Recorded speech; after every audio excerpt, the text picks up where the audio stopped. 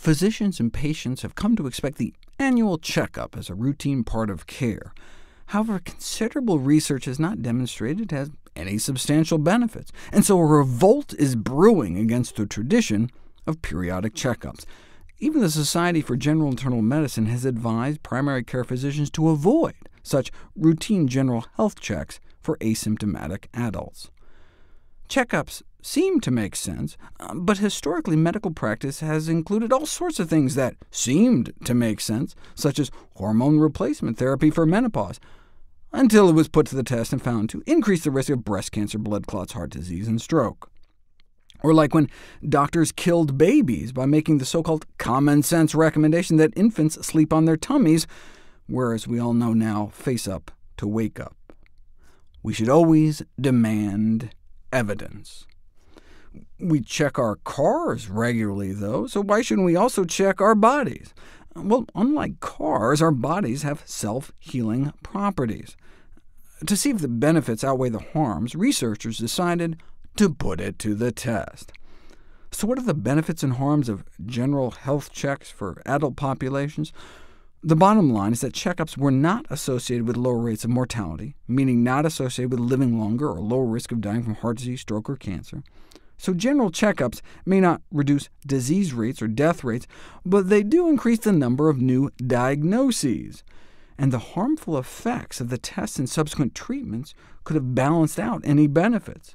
Possible harms from checkups include overdiagnosis, overtreatment, distress or injury from invasive follow-up tests, distress due to false positive test results, false reassurance due to false negative test results, possible continuation of adverse health behaviors due to negative test results, adverse psychosocial effects due to labeling, and difficulties with getting insurance now that you have a pre-existing condition, not to mention all the associated costs. For example, diabetes. Wouldn't it be great if we picked up a case of diabetes earlier? Perhaps not, if they were given the #1 diabetes drug at the time, Avandia, which was pulled off the market because, instead of helping people, it appeared to be killing people.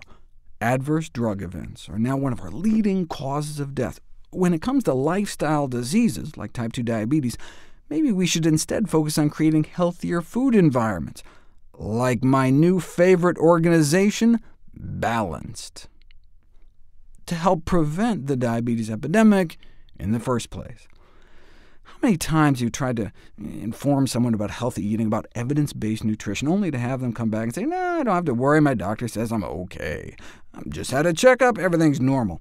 As if like having a normal cholesterol is OK in a society where it's normal to drop dead of a heart attack, the #1 killer of men and women.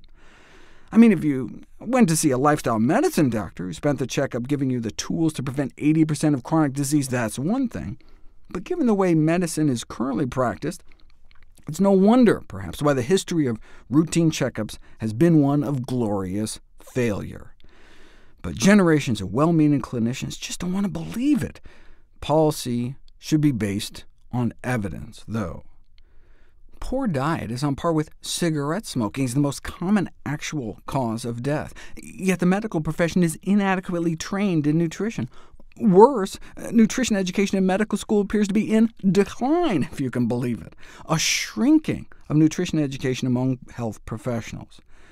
So the advice you get in your annual checkup may just be from whatever last tabloid your doctor skimmed in the checkout line.